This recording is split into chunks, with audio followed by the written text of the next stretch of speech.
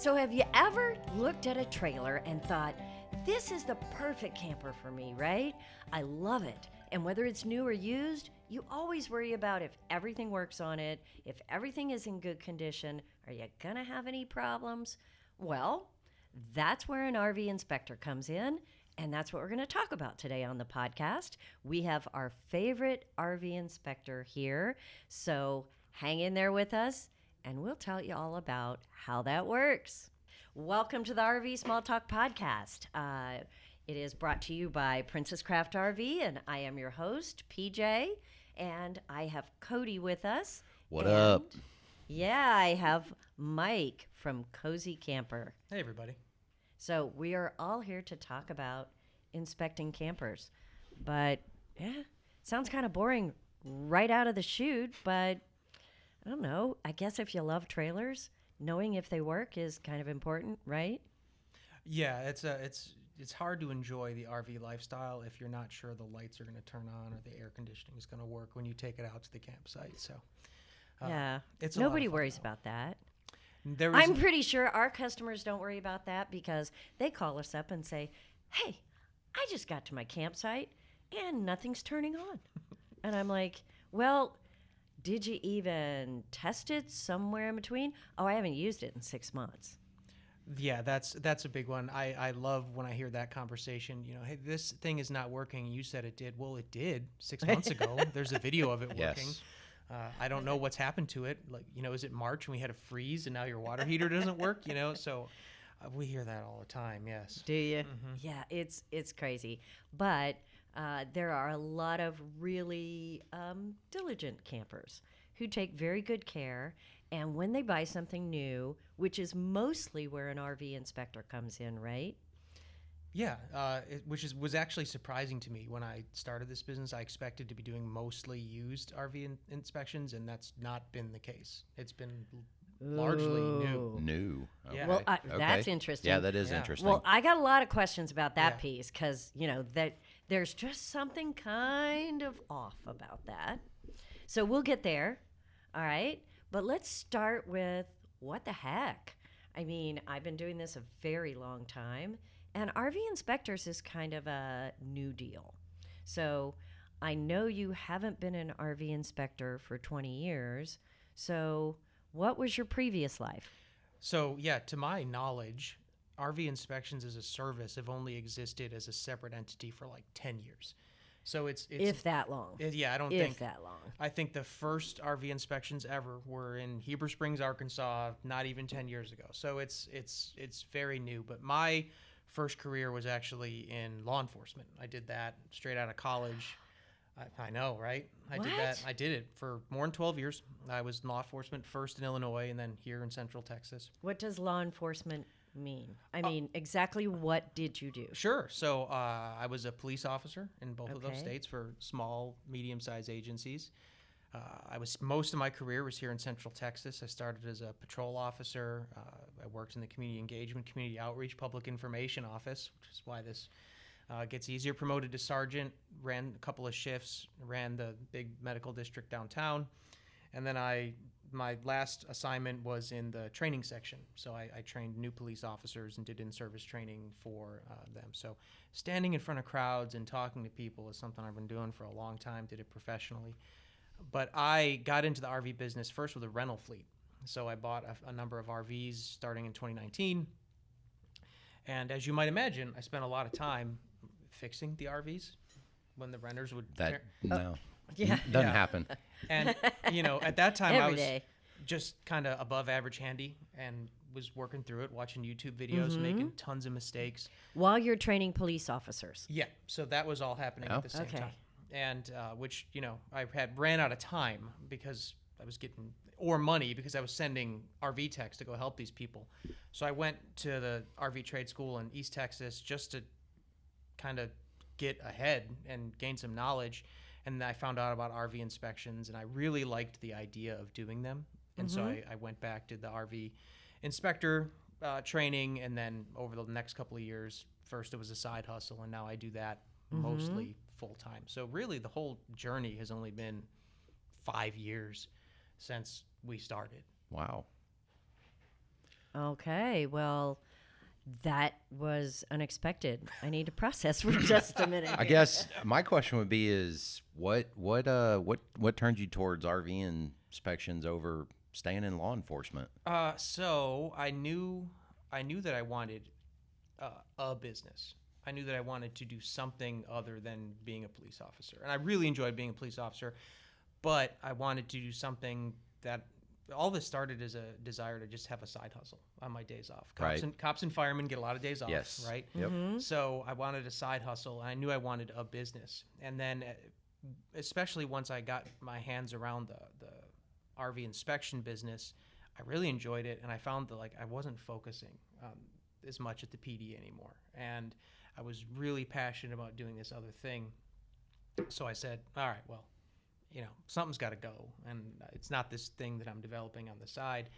It's going to be the PD, and Well, Wow. who does that? I mean, seriously, Mike, who does that? well, Who says, I have a obviously very successful career at the police department. I can move up the ladder. It's a sure thing. Great benefits, solid Retirement. experience. I mean, and you decided you want to start a business inspecting RVs. Okay, I will tell you, even to me, who I'm a little crazy, that sounds crazy. you would not That sounds crazy. you would not be the first person in my life to say like, hey Mike, what's going on with that? And, Okay, you married? I am. And did she say, "What the heck, dude"? She is the most supportive, wonderful woman I know, and Oh, she said, promo for the Yeah, wife. well, I love it. Elizabeth is the other half of the business, so Love she it. is the one that does the scheduling and a lot of the coordinating. And I did not originally tell her I was supposed to be here today, which caused a little friction. Oh. But Oh Whoops. no, Yeah. Elizabeth. Hey, I am so sorry. I will try to train him to talk to you more about that. all we can do Not is miss better. it. And thank you for letting him show up here today. But the PD will still be there. If I decide I want to go back and this doesn't work out, or maybe it gets so big that it doesn't require my day-to-day attention anymore, the police department will still be there, and we can go back at any time. I still have an active license, but I felt it was important to try, and I thought if I never tried to do this on my own, I would regret forever not trying. And so, I mean, That's a really good reason to do almost anything. right. Like, Yeah. let's just see what happens. And if it doesn't work out, okay, well, we tried. And, Yeah. And that's how we've gotten to this point. So, how long has it been Since I left since the PD, or you left the PD and said, "Let's do this. Let's have an inspection business"? I think it became a full-time hustle in 2022. At the beginning of 2022 is when I left and said, let's do this full-time. Okay. So about 3 years. Yeah. And how would you say it's going? It is. I was talking with some of the other RV inspectors about this, and the RV inspection service is not very well defined at this point. It's still Right, that's true. That's true. Yep. It's very new, and something we have large social media presence, and so something that I feel strongly about doing is sort of helping to define it. So that's where I'm at in this space right now. Is when you ask me how it's going, I'm not really sure. Like we're busy, we're busy. Not sure. So if we look at metrics, like we're busy, our social media does well. We do a lot of inspections. Our customers seem happy. You said I'm your favorite. So that tells me like, okay, well, it seems like things are going really well, but I'm always looking like, well, what can I change? Right. What can I do better? Like, okay, I was trained to do this, but do I need to do this thing?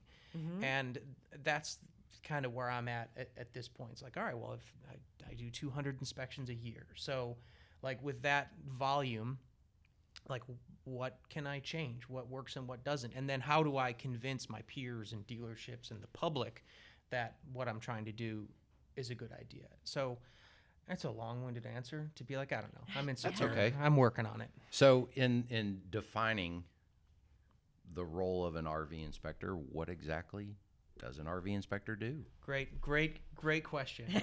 So the One we probably should have asked in the beginning, right? We get there We'll get there. eventually. So the RV inspector's role is to come in during a sale, typically, and objectively evaluate the coach's condition before somebody purchases it. And once it's done, the client can use that report to say, hey, can you guys fix this stuff for me before I buy it, or negotiate a different price, or sometimes walk away from an RV altogether. Sometimes there's real problems with RVs that people want to walk away from. That happens. And so this process for me usually takes 6 or 8 hours. I turn into a report that day, and then something that's important to me is to help educate the client about what some of this stuff is, and to manage expectations about what comes next. So, if I put in a report, for example, hey, the air conditioner doesn't work, that is a big deal. We want to make sure the air conditioners don't work. Sure. But it isn't that hard to fix an RV air conditioner, right? Like we can slap a new Coleman on there today, right? Like we'll get the forklift out and do it. So a lot of the job is just kind of explaining like, hey, yeah, most dealers will handle the X, Y, and Z. If it's used, they won't do A, B, or C, or maybe they will, depending on their process. Just ask. And then explaining, kind of coaching what the maintenance of these things is moving forward. So that, in a nutshell, is the role of the RV inspector. But that is one of those things that I'm kind of constantly adjusting the dials on. So it's not just coming out and making a list and getting the service guys mad at me, right? It's like, hey, no, like, yeah, there's some things going on. This is what it all means, and this is what you can or won't do in the future. Okay, so here is the big question. I asked you here for only one reason. It is all self-serving. No, I'm just kidding. But the reality is, we have a dealership, and we inspect units. Some people, I'm sure you hear, why do I have to pay somebody? The dealership should do that. And the dealership should do that, and we do that. We turn on everything, we check it. We have a pre-delivery inspection. Now, some people have a really fancy name where they say, oh yeah, we have a 22 point so-and-so where we do yada, yada, yada. And they make it sound real eloquent. I'm telling you, we just crawl all over it. We turn everything on. We fill it full of water. We do everything. We're constantly tweaking, but we do try to do a very good inspection. I can imagine that dealerships would get their feelings hurt, if nothing else, if the customer says, no, I want my own independent inspector. And then I also think there are customers that'll say, why do I need to pay somebody? Because the dealership should do that. Isn't that what I'm paying for when I buy the unit? I mean, both those sides have real complications, not only for you to jump over, but for a dealership to jump over. How do we do that? What do you run into there? Yeah, so I agree that the dealership should, and they generally do some kind of pre-purchase inspection. And here's a little sound quote that y'all can cut out. Like when I come to Princess Craft, right? And we don't cut anything out, by the way. No, I mean you can use it. Like, hey, here's Mike's endorsement. Like, I was just at Princess Craft in Houston on Friday. Yep. And or when I come here to Round Rock, the attitude is always the same. Like, hey, Mike, there it is over there. Let us know what you find. A lot of times you're like, oh, we've already found that. We're just not going to tell Mike that it's there, right? We're testing you. We're testing you as well. We're going to see if you find it. No, I'll come out at the end and we'll talk. They'll be like, oh, yeah, I found that, huh? Okay, cool. No, but and that's, we don't do that. And that's fine. But that's, I think you're an outlier in that way. So really? I do. So, what I think is, what I tell my clients is it's a really good sign for a dealership when you go to them and you say, hey, I really want this RV inspection. The good sign is when the seller says, I don't think you need it, but if you want to do it, sweet. But here's what we do, right? And then you lay it out. Right. What is a bad look is when the dealership will stand on ceremony and talk about how great their process is and how they've already PDI'd it, and then I get there and the roof is rotting out. What? And I find that happens, not here, Let's be clear, not at Princess Craft, but I've gone to a lot of dealers where, they'll scream and moan that they don't need an RV inspection, how great their process is, and I'll find, delaminated wall or a rotten roof, rotten slide out, whatever critical. And we're not talking about like little gaps in sealant or like scratches, Right, which every right. single RV has, but like major That's right. failures. There's Right, one dealer in right. town that will remain nameless. I don't think that an inspection, I don't know that a sale has ever completed on a used RV there because the RVs are always so rough. And the dealer will stand on ceremony and talk about how great their process is. And then, the one, I did a roof where the hole underneath the solar panel, it was all soggy. And not only that, it had intruded inside and you could see, the kind of discoloration where the Right, roof seals. So right. obviously there'd been advanced water intrusion. And if that were at dealership pre-delivery state where they didn't know, they could say, oh, okay, well, we'll fix that. We'll put a new roof on for you. But it was at delivery phase. So they were about to send this RV out the door with this water damage in it. Well, I am just having police thoughts when you say advanced water intrusion. I am like, is that a name of something? I mean, it sounds so official. Yeah, that means it's but real it's bad. leaked It's bad. already. It's leaked. It's already leaked. It is already leaked. Yeah, wow. So we have just struck fear in every single listener out there. But let's be clear, you're talking about used ones. Used ones are tricky. And as a dealer, sometimes we struggle with, we get a used one in. I mean, Cody, we have these discussions all the time where We sure do. We get units in and we're like, okay, it's not in perfect shape. It's usable. Do we want to sell it? Right. Because some units, they'll say, it's got a little squishy right here. It might have 10 more years left in it if you take care of it. Right. But do we want to put our name on it? And sometimes we just wholesale those. Yep. And, it's kind of terrible because Yeah. we're just kind of pushing it down the road. Yep. But we're like, no, I think this is not the quality we want to sell. We do that. Yeah, we'll call So- up and get it. We'll when the customer's in making the purchase, we'll just call the wholesaler and make an agreement on the spot because we're like, well, that's not quite the condition we were hoping that would be in. Right. Yeah. But I also know sometimes we do have things that aren't perfect. And we try to tell the customer, hey, that's the reason this is a super cheap price. Right. Because look right here. Right. So, and then we try to educate customers too. And we've done a few podcasts actually in the past on how to buy a used RV and what to look for. I bet you've done a ton of them. Oh, a million. Yeah. Yes, because you just want to tell them you have to open the drawers. You have to open the cabinets and look at the ceiling. Try to teach them to be a little better at inspecting their own. But I also think there's nothing quite as valuable as having an independent person look at it. Yeah, non-biased. They're there to do a job. They're not the dealer. Yeah. They're not trying to make the And sell. we can't sell repair service to you after the inspection. We're not allowed to. So Okay. if I find a broken air conditioner, you can't take it to me for a period of 1 year to fix. So like there's no financial incentive for me to overstate what's Now, going whose on. rule is that? That is a rule of the National RV Inspectors Association. And since I was the police, I police the rules. You stick to the law, stick right? to the rules, and some inspectors might like try to skirt it. No, the rule says what it says. So I'm very diligent about that rule. But to your point about the used RVs, kind of the way that we phrase it is every used RV is a project when you buy it. The only It really is. Thank Yeah. you. I wish we could talk more about that because people say I bought a used one, but it should be perfect. no, it's never going to be perfect. Well, never say never. The one I did. I always say never. The but one I I did, shouldn't. I did the inspection at Princess Craft on Hughes. It was really good. It was in really good shape. There was a couple of hickeys with it, but no used RV is perfect. Correct. And Most new RVs. Yeah, I was going to are say, perfect, can you by compare the that to a way. new one?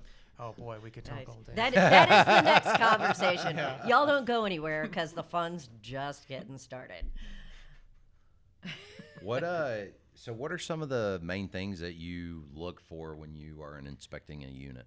I mean, it's the same. The big thing that scares everybody is water intrusion, right? Sure. So Yeah. Number one enemy, right? right, and so I spend a lot of time just checking for any sign of water intrusion. And like you said, like a camper can have a leak once, and it's okay. Yeah, Right. It's okay. absolutely. Like if some, but the problem is when you don't know about it or you don't treat it, or people like to talk about pre-COVID RVs and whatever else. And it's like, okay, I'm not going to get into the weeds of the conversation about whether they were better or not then.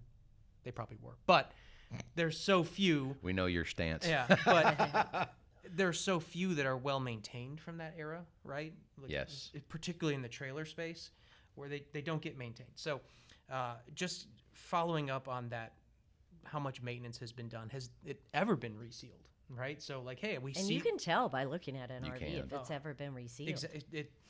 the die-core is a different color, right? You don't have to have special training to know. Yep. And Right. so the water intrusion is a big one for me. That's Yep. I think that's the meat of the inspection. And then also, if you can get through that, and then you can get into the appliances and you find that they all work, you're having a pretty good day, right? If everything else is just maintenance level, where like, yeah, you just need to catch up some sealant, put some new tires on it, maybe the slide needs an adjustment or something. If you can just get there, we're having a good day.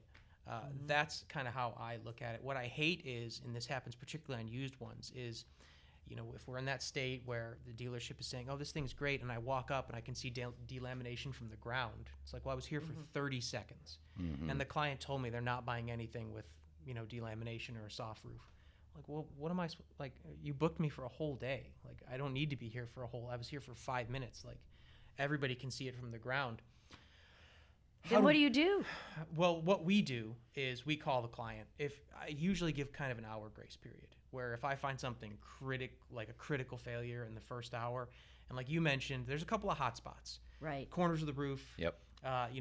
Skylights, slide out corners. If you can Right. go hit those really fast and you can get through that without some kind of water damage, you may find it later in a cabinet or something. But if you can hit those, hot spots in an hour and you find something, we call the client and we say, hey, this is where we're at. This is what we found. I can do the whole inspection if you want, because some people want the project. Right. Some people want it, and Right. you know, Right. that's totally fine. Okay. But a lot of people don't, and if they don't, we'll either give them a refund or a credit. Do you refund everything?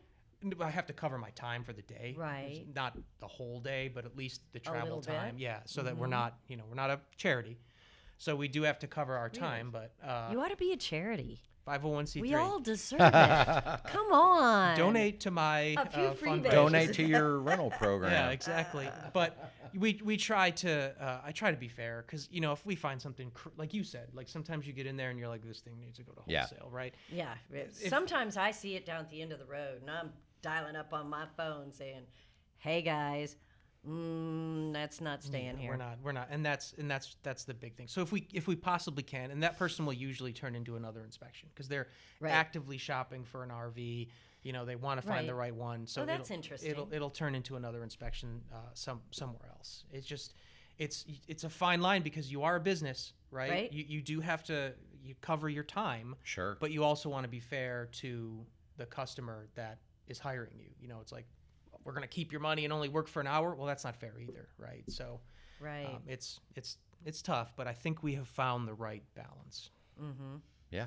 Okay, so I want to back up just a little bit. I heard something about you can't replace an air conditioner for at least a year. That's right. So are you building a service business? Is that the goal? So right now, I'm not taking any repair work at all, because we're booking out so far with RV inspections. And we were at one time, we were doing more repair work, technician work, and we have some existing clients, and we're taking care of them because they're our existing customers. But at this time, I'm not really pursuing doing a mobile tech service. That may change, because, again, discussing those other inspectors, the demand for RV repair is unlimited. Yes. There is unlimited demand for RV repair. We had a sign in front of our RV. We had to take it down because people were beating our door down, trying to make us fix stuff. And it was like they were knocking on the door at 8 o'clock at night, 9 o'clock at night. So wait. Waking my You son up. live in an RV? We are currently full-time RVers, yes.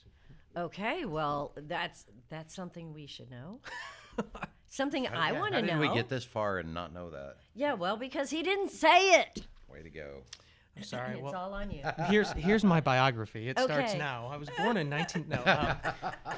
No. So we did. Okay. We've done the full-time RV thing. We're approaching the end of that period. Okay. So we had a home down in Buda. We sold it. We wanted to experiment with doing 2 service areas. So we thought we'd do a summer service area in the Midwest and then the rest of the year down here. So we just got back from our Midwest service area about 6 weeks ago.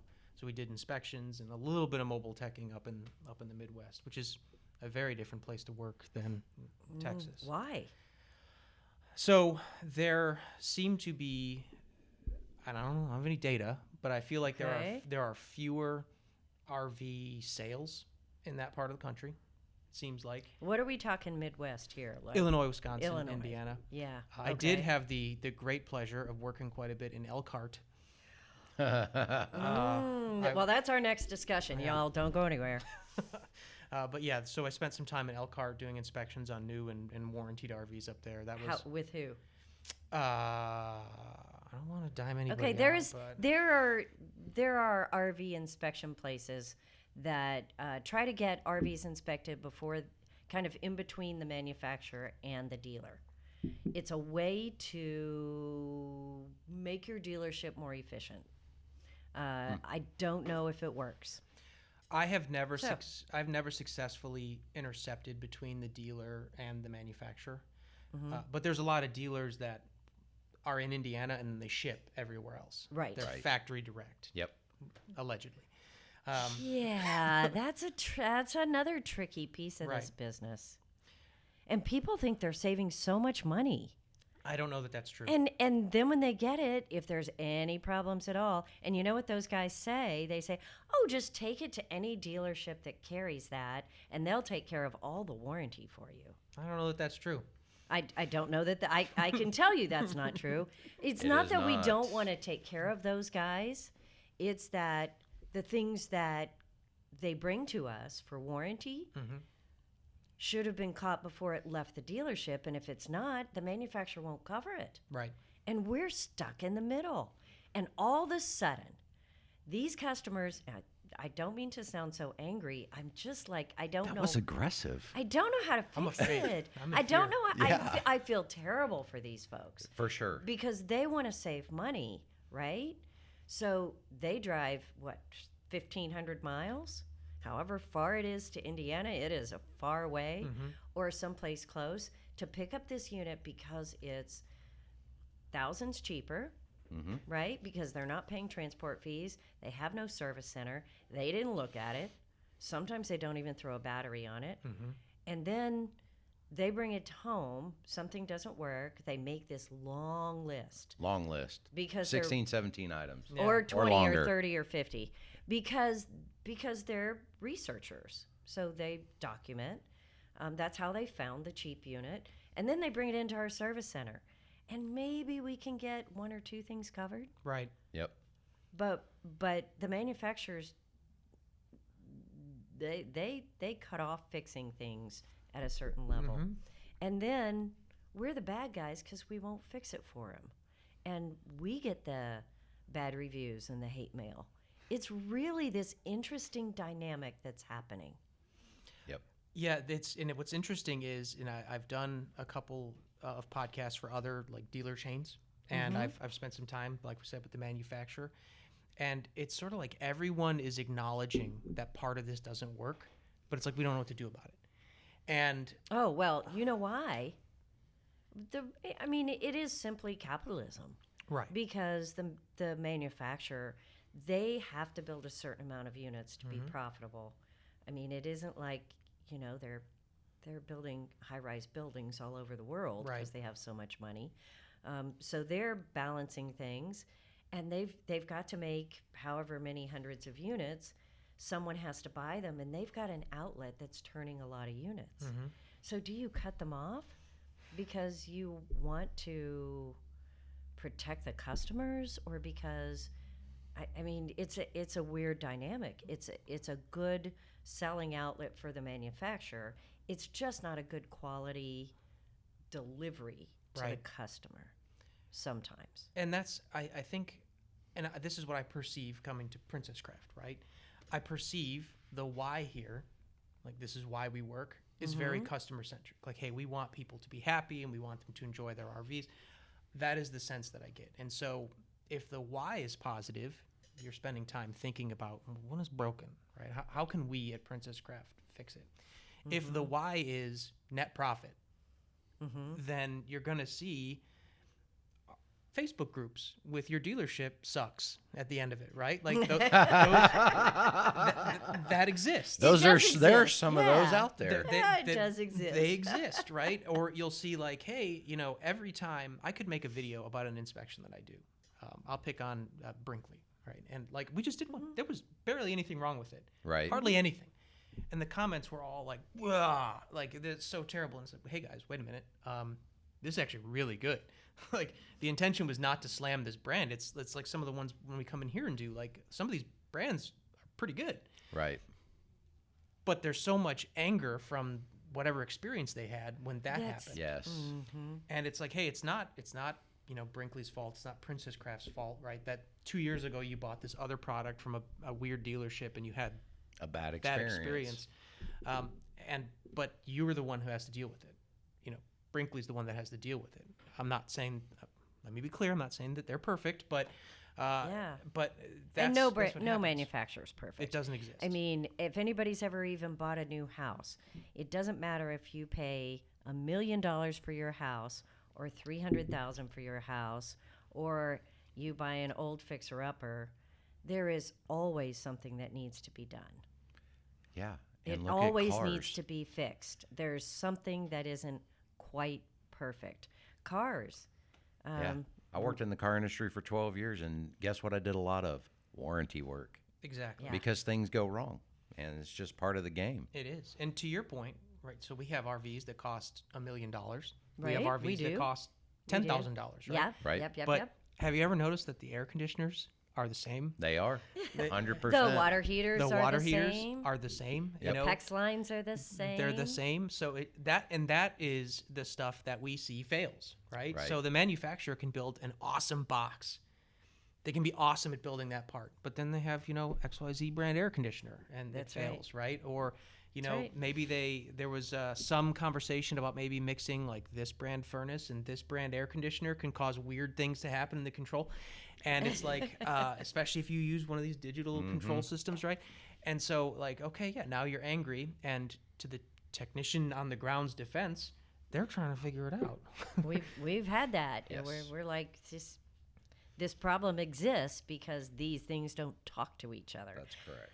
How much of a struggle is that for you? Because, not to throw anybody under the bus, but we've had inspectors that came and said, this doesn't work, that doesn't work, that doesn't work. And we're like, what did the report say? And then we're like, no, he just didn't know how to do it. He didn't know how to turn it on. Yeah, we've had that. We've had other inspectors come in and they didn't know how to operate the appliances, and they're like, it doesn't work. And we're like, Yeah. Yeah. works. It works. But the control has been a real evolving system. I mean, there's controls out there that I saw this weekend at our RV show that I've never seen before. And I'm like, okay, how does this control panel work? Right. Because it must be pretty cheap now to do your own proprietary control panel. It must be, because manufacturers are saying, build one for us. Right. That we can put out there and say, you have the XYZ fabulous Connect on smart it. system. Yep. Which I would never, ever. Personally, I want a button. Like, if it doesn't have I a know. button, Yeah. and some of them are really cool and they do amazing things, but like, there's at least give me a button backup. That's Right. A button backup. So like, I think some of the Jaycos, they have like their little control panel, but then there's typically a button underneath the cabinet that will operate the slide in case it fails, which it will. So FYI. it will eventually fail. We're going to scare people to death. Don't, no. They're never going to buy another RV. And it's just, we're not doing a good job here, No. Mike. And that's kind of the shtick of, hey, we're full-time RVers. And I say all these things are bad, right? But I love the RV life. It's what we do. Like, we're going to I have a 7-year-old. We need to have a house and put him in a school, right? But no shame on people that don't. But we love the RV life. It is possible to have Yes. a good time with your RV and enjoy it. But it's not, it doesn't always occur that way. And so, like, your question earlier was like, why do people do this? It's due diligence at the beginning. Like, get an inspection, make sure that everything works. And that way, when something does happen that's broken, your air conditioner goes out, you're not dealing with the 45 other things that the manufacturer missed and this new problem that just occurred on your transit. So, Right. you know, we want just like, let's figure out what's going on, get to a good stopping point, and then we'll address just the one thing instead of, you know, Yes. everything everywhere. Like, oh yeah, my AC doesn't work now, but also it's raining and it's raining inside. Right. You know, the floor is falling out, whatever else. Right. But that's kind of the whole idea of that is let's just get out ahead of it. But to circle back for a second with some of these control panels that exist, they don't all work with every single appliance that's out there. So correct. we had a client that the RV came with true. a tank type water heater. So it was a, you know, whatever 6-gallon, and he opted to put in a tankless water heater. Well, the problem is that the inrush at startup on that component is much higher, Right. and it trips that system every time. And nothing I can pray over it to do is going to change the output on that thing. And so we ended up No miracle is going to fix it. huh? exactly. That's right. So once we get it on, it's fine, but it only turns on one in every 6 or 7 times. Oof. And you know, so it's like, hey, you need to take this back to the dealership that built it for you, and because it was a at purchase upgrade, Yep. upgrade. Ooh. And so it's like you have to take it back to them and have them sort it out. But they don't all talk to each other, and those things that they come with, those paper books, right, the manual. Yeah, Oh, there's. I don't know who writes those because, there is no deciphering. No. There is no It's- deciphering. They that. can be a challenge, and like you have to get into the weeds. Like, oh yeah, you're right. This startup is 8 amps, and that one was rated for 5 amps. Right. Nobody in their right mind is getting into the weeds, No. Right. reading that stuff. So That's I- correct. I get it, but it's tough. Well, if you do read those things and understand them, yeah, we still like you. There are a few of you out there. And that was you're supposed to put all your owner's manuals by the toilet, right? So you can just sit there and read Yeah, them out. sit there and read it while you're on the toilet. But you know what? I see less and less of our used ones coming in with this giant binder full of all the paperwork. Right. And some of the manufacturers don't even print books anymore and instructions. It is all online. It's all Right. online. Yep. But those books are so generic, they don't help you when you usually Correct. have a problem. I mean, they're just not that helpful. So, I don't know. I there must be someone who loves those control panels. I think it feels like an upgrade to a customer. It's just touch here, your lights come on. Just touch here, your awning. It feels goes out. more like could a use it- smart home, right? Yeah. So Yeah. everybody kind of moved towards the smart home stuff. So why not integrate it into the RV world? I mean, even your cars can drive themselves and you can steer them from your phone. So let's get the RV industry moving that way. Yeah. Makes sense, right? I think it causes a lot of confusion. I So- agree. And that was to your question. You said, hey, you've had some inspectors that come out here and they're not Yeah. really sure how to do it. I hate that more than I'm sorry that you had to deal with that. And I'm not going to sit here and be like, hey, I've never been stumped by the machine. I'm sure it has happened, right? But you should be going into the manual if you're going into an RV and you're going to inspect it and you're like, hey, the water heater doesn't work, the air conditioner doesn't work, and half the lights don't work. The odds of all of those things occurring simultaneously Exactly. is remote. And so it's like, all right, well, let's go into the manual and see if there is some guidance here. And a lot of the manuals, Reset switch. Or yeah, is there did the Override. dealership turn the battery disconnect on? You know, but like, do you need to go turn the whatever occurred? Right. Can we please try to troubleshoot this problem before we go in and we tell PJ that all these things don't work, and then they go outside and they're like, oh yeah, it does, because you do two things, right? So you immediately torpedo any credibility that you had with the customer, right? It's gone, and you torch the relationship with you and the dealership, especially if that results in like a lost sale. So there was a dealership in Dallas that I went to once, and the owner came out super nice. He's like, hey, can you explain to me how you check for water intrusion? said everything I do. He's like, you don't use a moisture meter. I say, well, not at first run. Why? Because there's aluminum in the wall, and it's going to set the moisture meter off. And he explained to me that an inspector had come in, used the moisture meter, said there was water intrusion. They unbuilt the slide, trying to prove that it wasn't. The customer still wouldn't buy it. So, Well, I will tell you, yeah, there's a couple of problems with what we run into. And one of them is when the inspector comes through and he says, XYZ doesn't work.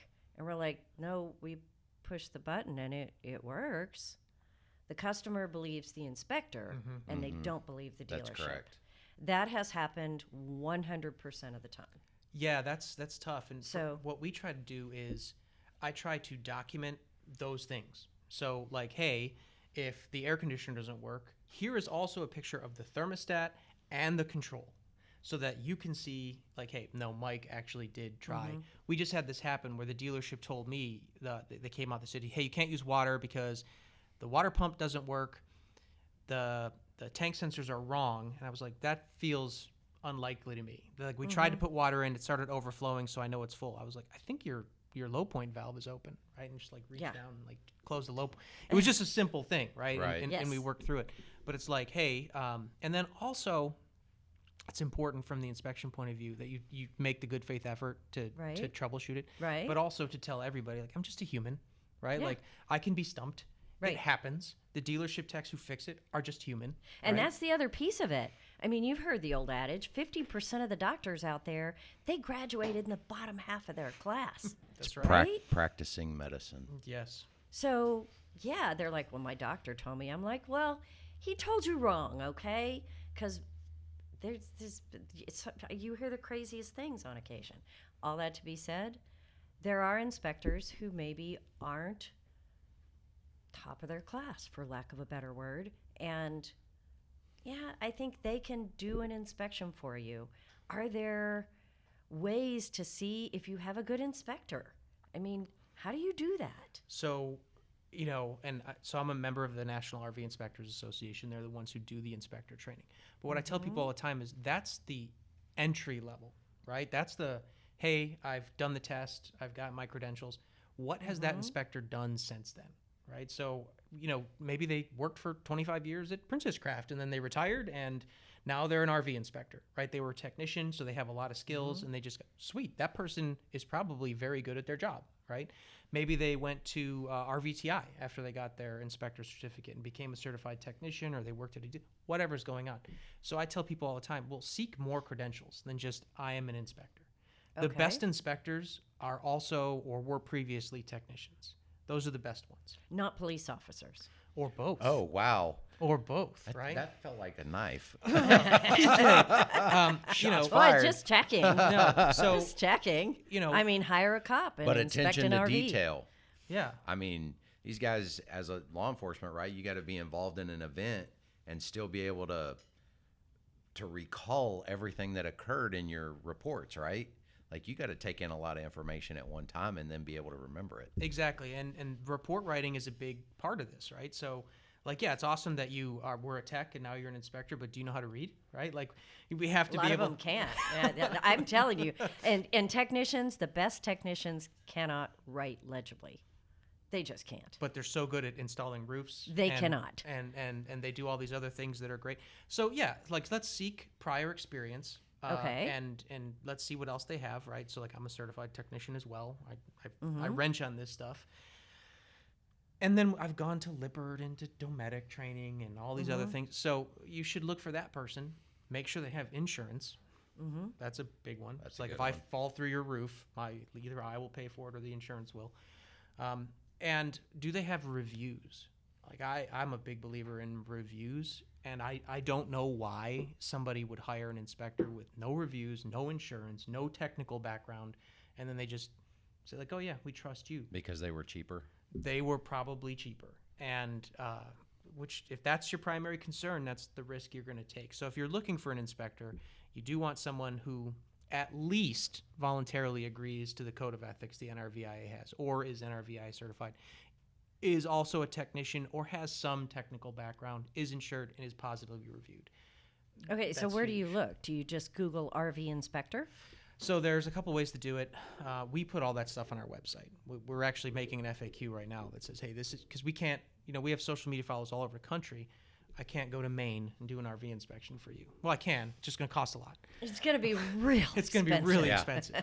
But so we put that on our website. But otherwise, there's the locator service called RV Help, right, where you can find RV inspectors and technicians. And a lot of this is captured there.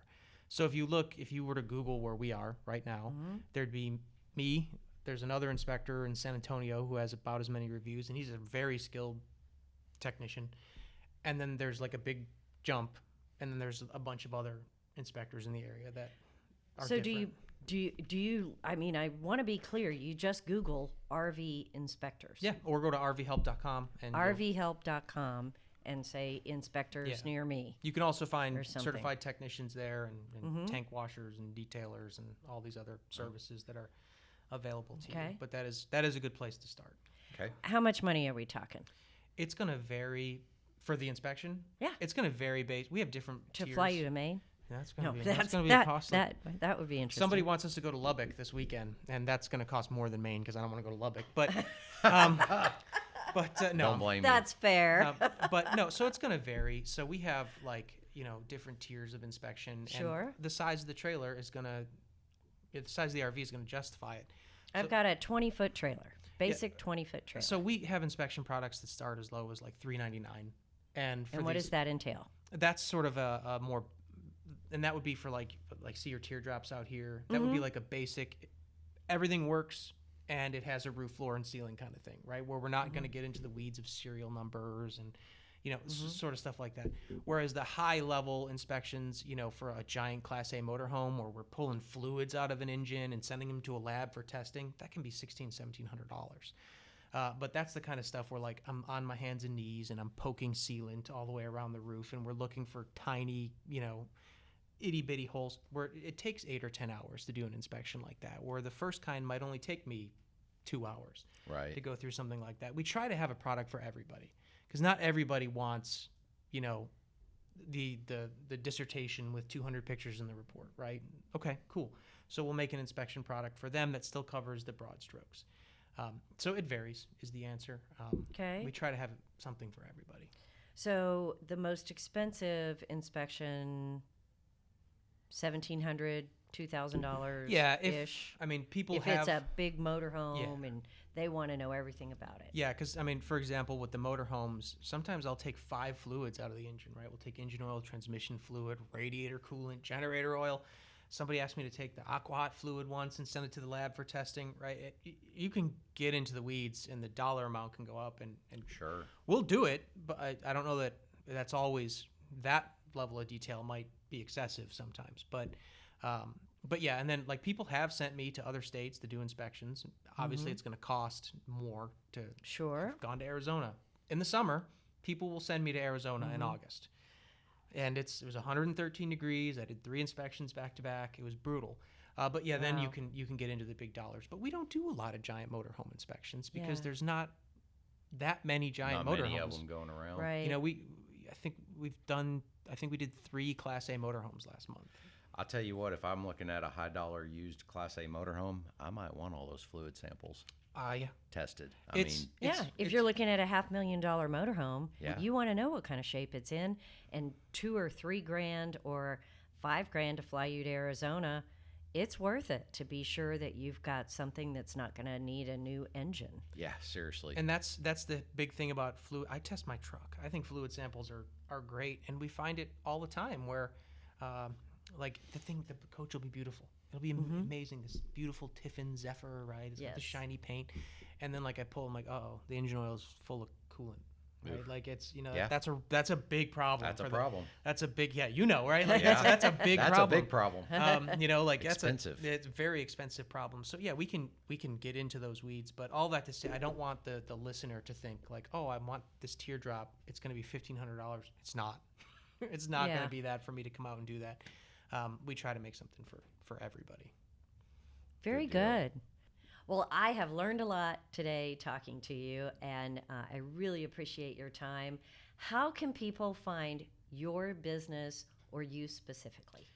So For real world services, come to Cozy Camper ATX. Real world services. What do you mean? So if you want us to come out and do an inspection for you, go to cozycamperatx.com. All of our information is there. We're Cozy also- Camper. Wait. How did you end up with Cozy Camper?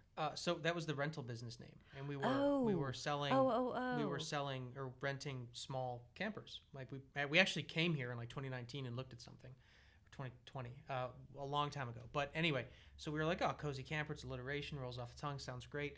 And then for a while we were doing kind of everything all at once, commingling funds. Sorry, accountant. And then we found we couldn't extricate the name, so Cozy Camper stuck, even though it was originally about renting small campers from us. So it's singular. Cozy Camper. CozyCamperATX.com. ATX because it's Austin, Texas. Yeah. Although, For those of you who are not all the way there, or you just imported from California. that's right. There's a lot of you. But we do provide RV inspection service all over the state of Texas, even Okay. in Lubbock and Amarillo, if somebody is willing to send us out there.